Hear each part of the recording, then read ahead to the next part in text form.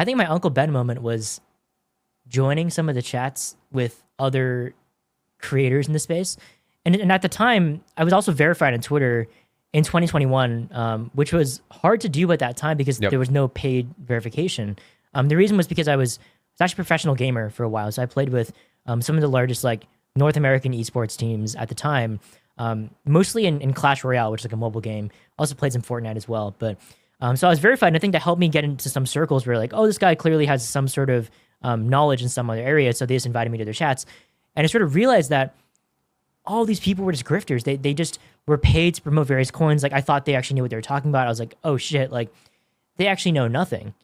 And that was a big moment where I was like, okay, I really have to find my own system and my own way of approaching things because clearly I can't rely on other people. Like there's no way that anyone that I know can offer me something that I can't do better myself.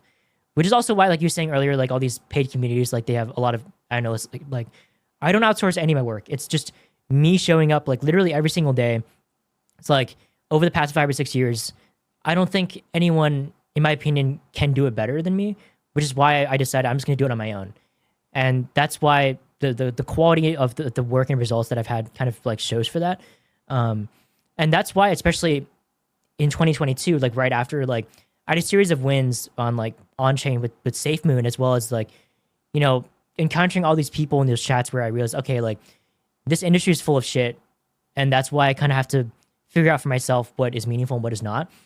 And of course I got rugged like multiple, I got like rugged maybe like 7 or 8 times on various shitcoins. But then I started establishing really good criteria for understanding what was good. And then from there was like my biggest series of wins in like 2022, where I was shorting the entire way down. I was shorting the Luna collapse. I was shorting FTX. Crazy. I was shorting literally every altcoin. There's like, if you go back on my Twitter, I was Your like, GCR, you were in the order books on that short. I was on many different sketchy exchanges, just shorting everything I possibly could.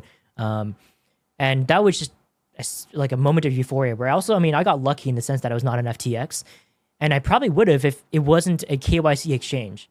Yeah. Like you had to KYC on FTX. That's the only reason why I didn't use it. Interesting. I probably would have gotten screwed otherwise. So that's the element of luck